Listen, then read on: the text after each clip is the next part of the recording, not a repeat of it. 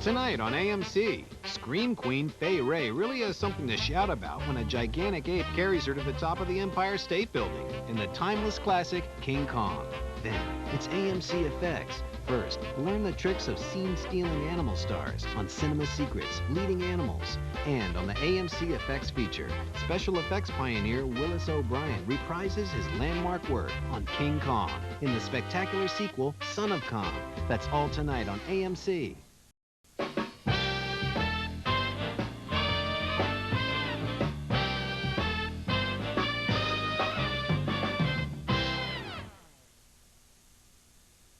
This is one of the great Radio City Music Hall tours that goes by every now and then. People all through the day go out through the labyrinth of the great Radio City Music Hall, the showplace of the nation, to see some of the greatest tradition in theatrical history, and it's all right here. So if you're ever in New York, join the people like the ones behind me, and it'll be a great experience, I promise. Well, speaking of great experiences, it's really hard for us to imagine today the incredible impact the release of the movie we're about to see had on the American public. The year's 1933. Now, keep in mind that the movie industry was at this time only about 15 years old, and talking pictures were only about 5 years old. Talking came out with Al Jolson and the Jazz Story in 1927.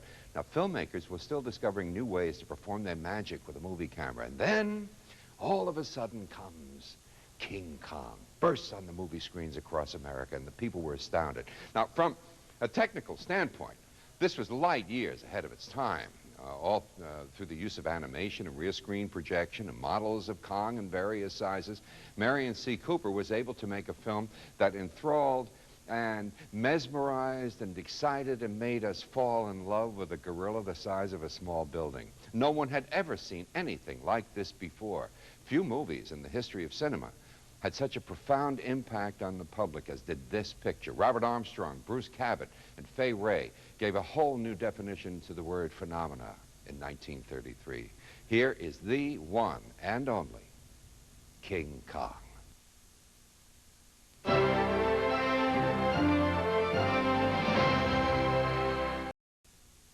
When RKO Studios first released King Kong, which was back in March of 1933, which happily I can say was well before my time, they were close to bankruptcy, and its board of directors wasn't placing an awful lot of faith in what they were calling the Big Monkey movie. But when King Kong was given a sneak preview in San Bernardino, California, the audience went absolutely bonkers. They loved this thing. So RKO decided they were going to put everything they had behind the New York opening of King Kong.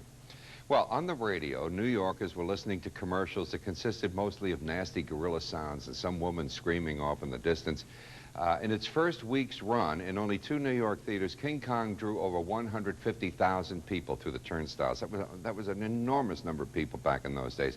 This thing was truly a phenomenon. Thousands of people waited in line for hours, everybody wanting to see Kong. RKO was saved from bankruptcy, Fay Wray screamed her way to stardom, and King Kong became a part of American folklore. Now let's look at this.